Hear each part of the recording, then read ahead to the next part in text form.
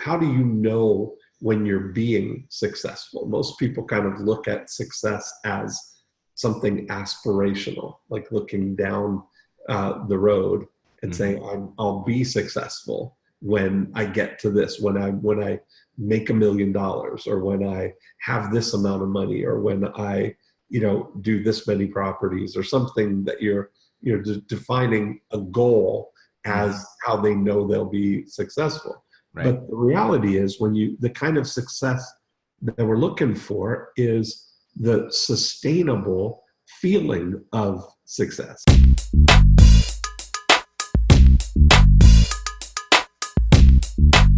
Hi, I'm Matt Theriault, and welcome to the Epic Real Estate Investing Show. And today is Thought Leader Thursday.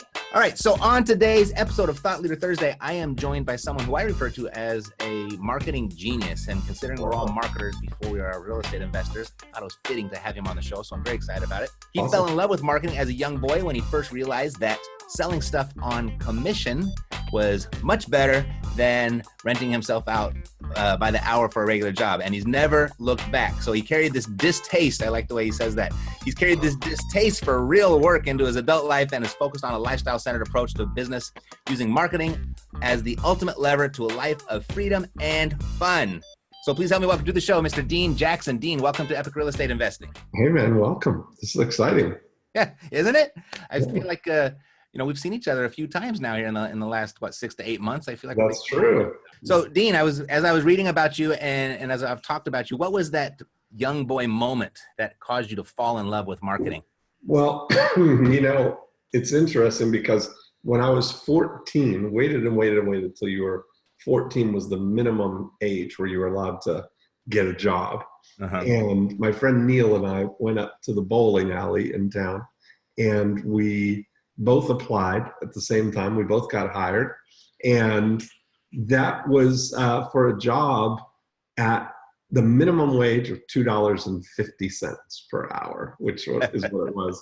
This is like, we're talking 1980 now, Yep. And what I realized is that was like a long, 8 hours on a Saturday in the bowling alley was a busy day. And at the end of the day, you'd end up with less than $20 or whatever, after taxes and stuff. And I'd had a paper route, before I was 14. And one of the things that my newspaper did was they published these as a separate little venture, these coupon books. And I discovered that I could make probably $15 an hour selling these coupon books door to door. And that's when I realized, well, this is way better. I can, I can get a lot less work and make more money. And I'm the one in complete control of this. So that's the only job I've ever had. And so from there, everything I did was all on the, results economy, we call it, where you're getting paid for your results, not your time and effort. Right. I have a similar background, a similar story. I did take jobs here and there to help ends meet while I was in those entrepreneurial endeavors. But I'm always interested that people that started that way, because I started with the paper route myself. I started also door-to-door sales. Yeah. I'm always curious as to what are some of the more interesting things that you sold? We had the coupon books, subscriptions for the magazines. Magazines, right? Ran a painting company all through college. My friends and I owned a hot dog cart, where that was a valuable lesson in that we had partnered or contracted with a nightclub close to us that would allow us to come and set our cart up on Thursday through Sunday. And we would, we were the only food, they didn't have any food in the place. So we would, from 9 o'clock till 1 o'clock in the morning, we would make a lot of money in that little bit of time. And compared to if we were pushing the cart around the neighborhood trying to sell hot dogs all week. We wouldn't make what you made by being in front of a starving crowd. You know, you learn the lesson of alliances with what would be the equivalent of traffic now, you know, of being in those things. And with the painting company, we had the lesson of, you know, generating leads, but we started a separate company called Name Droppers. And what we did was we would hire college girls to go into neighborhoods and do surveys in the spring to find people who are going to be doing home improvement projects in the summer. And we would have a checklist with all different home improvement projects, like a new roof, windows, pool, siding, driveway, deck, landscaping, all of it. And we would take the painting leads for our painting company, but we would sell or refer the other leads to other companies in each of those categories. So we turned our lead generation, our advertising, into a profit center.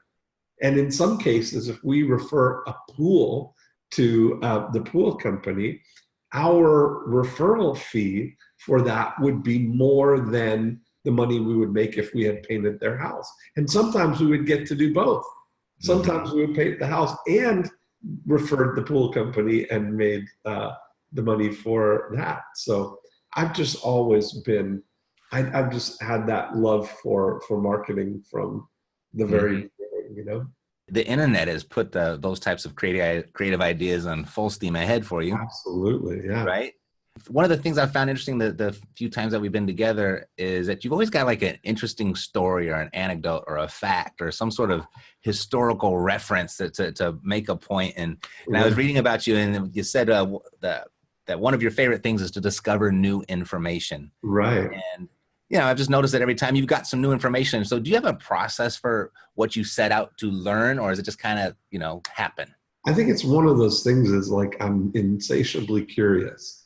And so I love to just pay attention and, you know, look and read and to watch new things and kind of explore different things, what other businesses are doing. And the way that my business works with all the different podcasts and the events that I do, I get exposed to and get to see all kinds of different businesses. So I have a whole new, you know, multifaceted kind of a view on things. What's something that you've learned recently that you're most excited about? What I've really discovered now is for most of my career, one of the winning moves that I've done is to create something that I call is a scale-ready algorithm. I'll figure out something like on the real estate side. I would figure out how to get listings for realtors. And then I would then syndicate that turnkey system that I've created to all other realtors all over the country. And so we spent a lot of years, like 15 years, doing big real estate seminars in the top 20 markets in North America every month for 15 years. To build this big audience and to take these things out to the market. What I've experienced in the last few years is this idea of I've been working with some franchise organizations, like the power of distribution, where I'm able to work with one franchisee and create a scale-ready algorithm that's something that solves a problem or gets new customers. And then we're able to immediately distribute it or deploy it to hundreds of franchisees all at once, as opposed to creating something and then going out and building one at a time, right? Taking it out there. Yeah. What does your business look like today? I know that you're very focused on creating lifestyle-centered businesses, and I think that's one of the more just a benefit of it. But the thing is that So if we look at it that like organizationally, our primary purpose is that we help entrepreneurs make more money. Mm-hmm. And so everything that I do kind of falls under that umbrella. And so that opens up so many different things. So we do free podcasts where, I've got 5 or 6 different podcasts that we do, including the I Love Marketing podcast and More Cheese, Less Whiskers and The Joy of Procrastination, and all these podcasts that are really great conversations about marketing mostly. Mm-hmm. And that gives me the opportunity to be in communication and grow a big audience of people who we're constantly in communication with. And then we do live events. So I do our Breakthrough Blueprint event, where I met you, came to one of those.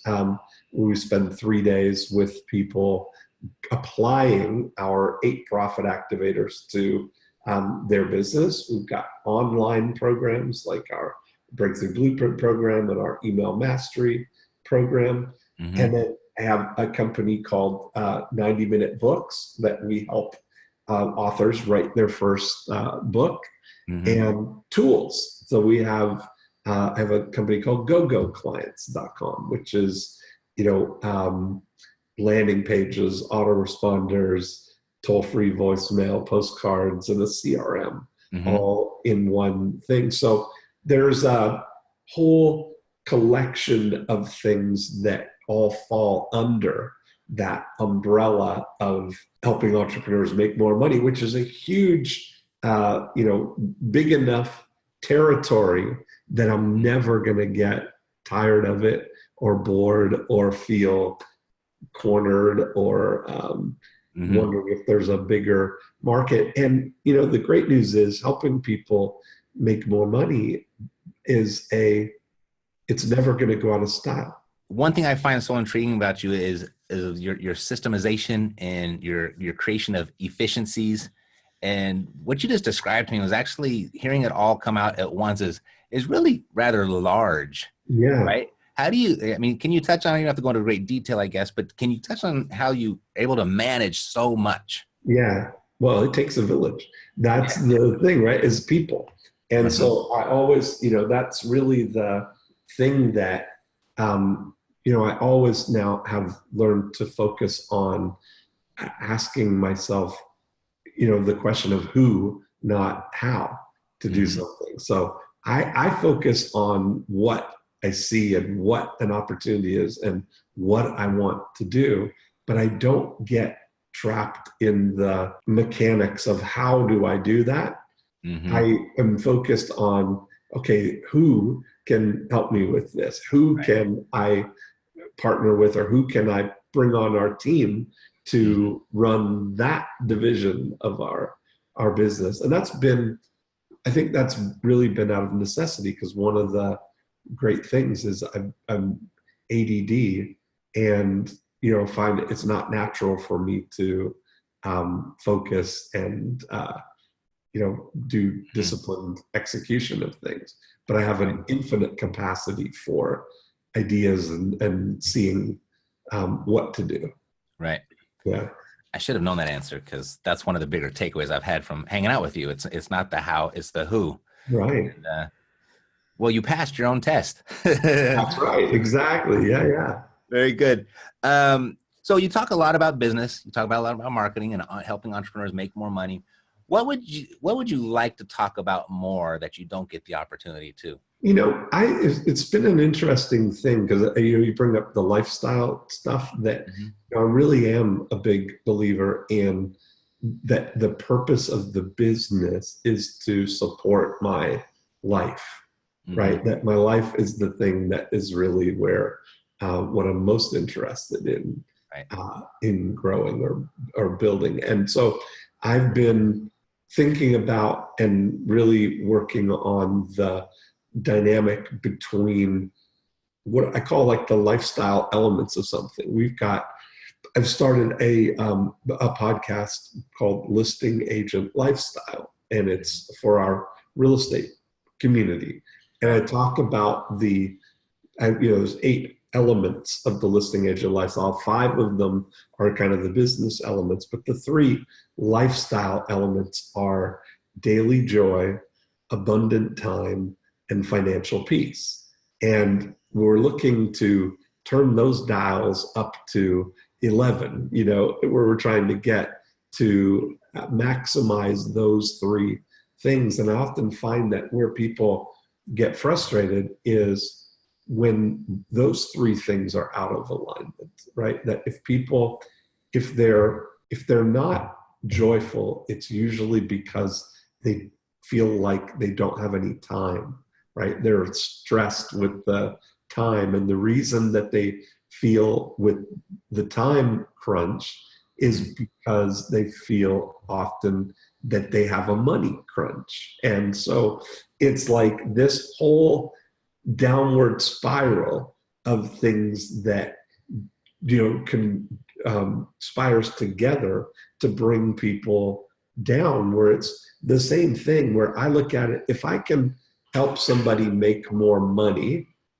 and do it in a way that takes less time and brings them more joy, that's really going to be a big win for them, And so that's why I've been focusing on, really conveying the importance of those lifestyle elements. People think it might be indulgent to have abundant time or to even strive to have daily joy. But I think, why not, right? Like, those are the real, if you don't have those things, what's the point of it, really? What's something that few people know about Dean that you wish more people did know? Well, I have a beautiful singing voice. Do you really? Perfectly, yes. I mean, I'm like an angel. Really? Nice. Yeah. I did not know this. There you go. I'm going to tell everybody I know. That's one thing. Yeah. Were you kidding? No, I'm not kidding. Oh, okay. I wasn't sure. Nobody's ever asked me that. That's funny. All right, so let's tap into your magic superpowers. Okay. Dean, if you were a real estate investor, I know you work with a lot of agents, but if you were a real estate investor looking for distressed properties that you could find at a discount, how would you deploy your superpowers in making that happen? So it's really interesting that I learned about, this is something that I mentioned about name droppers, right? That I'm always thinking about, well, who else is looking for that same person, right? That I think that, because I've got so much experience with real estate agents who are looking for listings, preferably not the people who are distressed, right?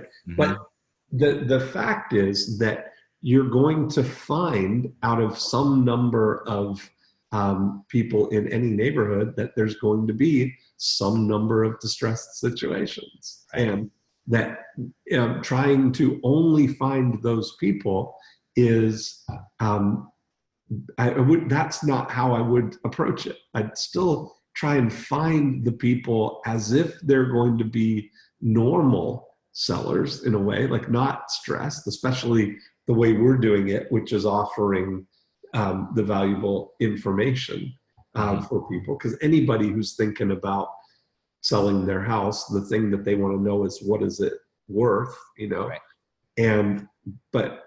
we've hit on a way of doing that that's not as isolating as find out what your house is worth, like enter your address here to find out what your house is worth, which people have been, tricked on that for a little while now, right? That I've been offering people the opportunity to voyeur in on the, April 2019 report on Winter Haven lakefront house prices, where it's like the report is already done and you get to voyeur in on it, right? Now, when those people respond, I, as an investor, would be looking to, present those people with an opportunity to sell their house right away. But if they're not that, to also then refer those to a real estate agent, or to get that sponsored, or to recoup the money that I spent to generate those leads. Right. Looking at how can I generate those leads at a profit.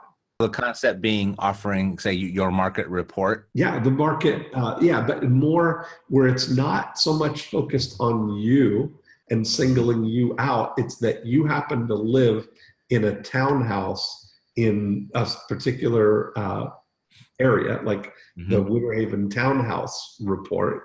That means that you're interested to know what all the townhouses are selling for.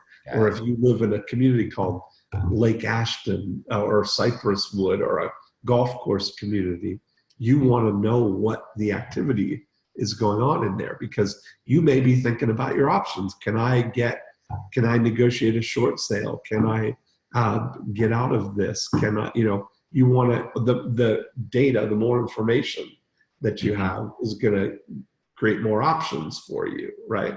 So the fact that somebody asks for it is going to create the opportunity, So then it would be like an opt-in type situation and a follow-up phone call. Is that how you do it? We don't actually, my whole way of doing it is that we don't even make the phone calls. I've got, my whole way of setting it up was, what would I do to get listings if my phone only accepted incoming calls? And that's the way that it's been. So we've set up everything. So I can do this for realtors everywhere, just to get them to the point where people call them up and say, hey, can you come and list my house? It happens all the time.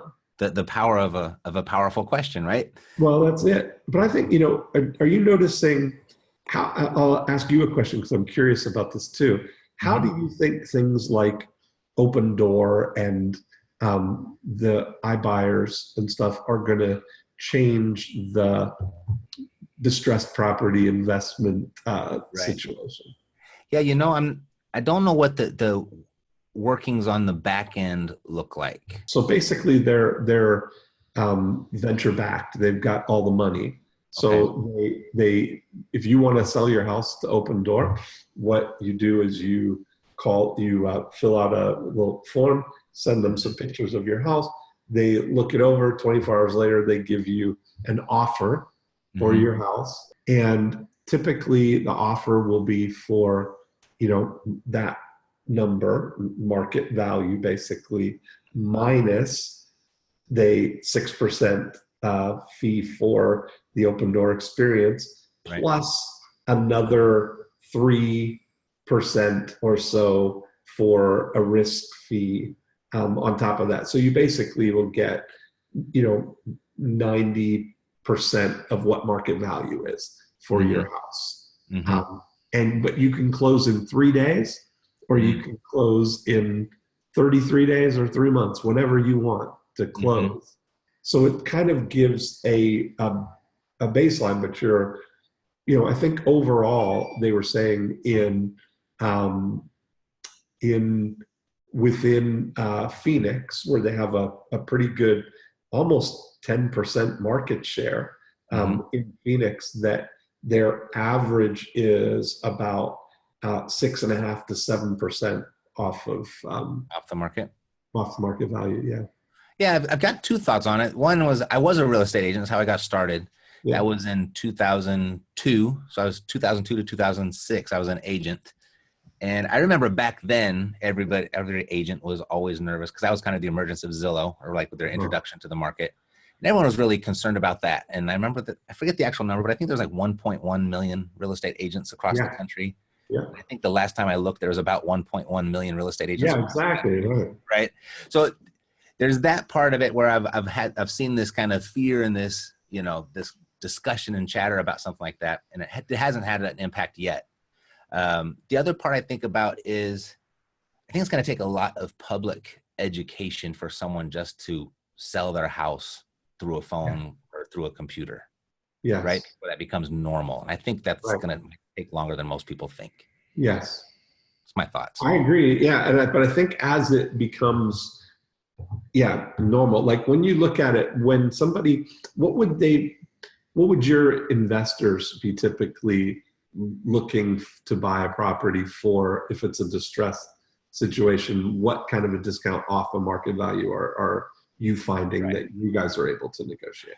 The common formula is taking what fair market value is, subtracting repairs, subtracting your profit, right?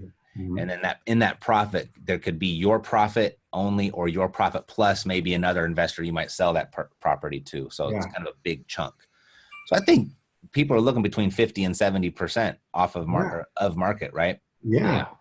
And totally. so that's like when you're the, but that's the kind of thing is when you're the only option that somebody has, that Mhm. makes a lot of sense. But when it's like, you think about how prevalent CarMax is right now in the Mhm. car world, where you can just literally drive your car up and drive away with a check, that Mhm.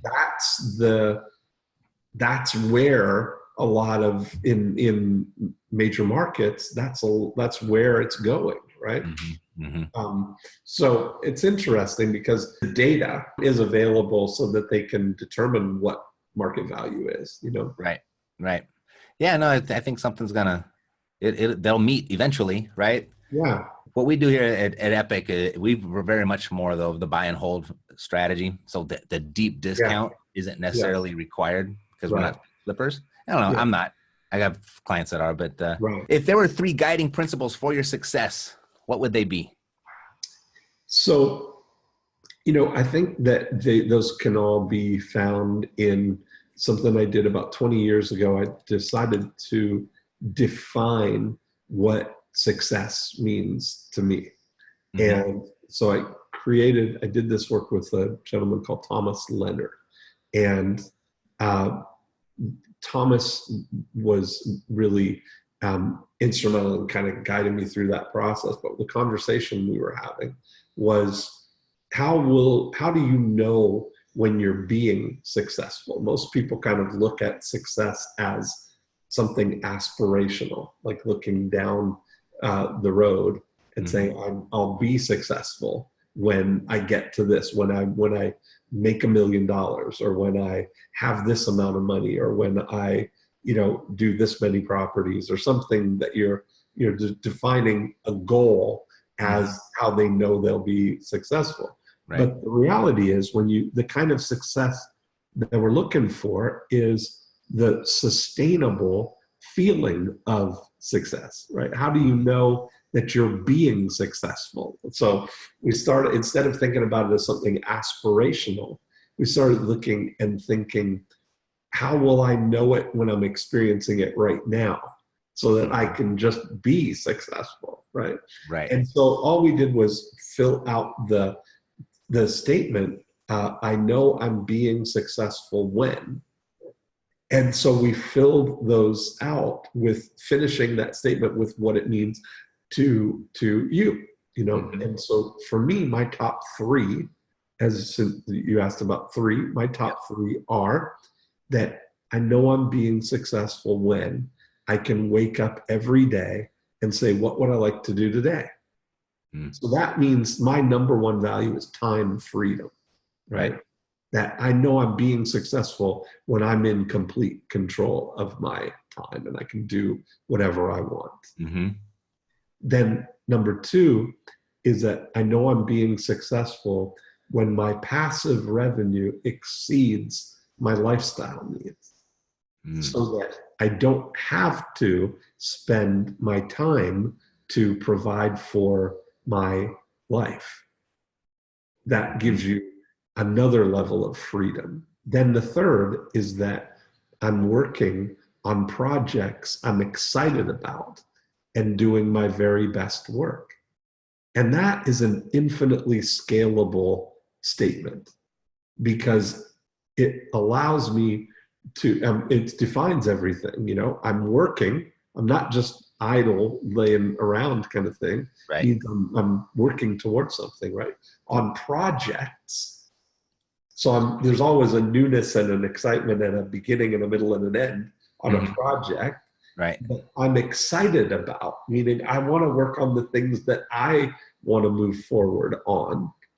And I'm doing my very best work, which means I'm challenging myself and I'm doing things that I get bigger opportunities the more that I grow. My best work today is better than my best work 20 years ago. And I'm a different Dean Jackson than I was 20 years ago, right? I look for the next 20 years to be the exact, continuation of seeing how far can you go with those three premises.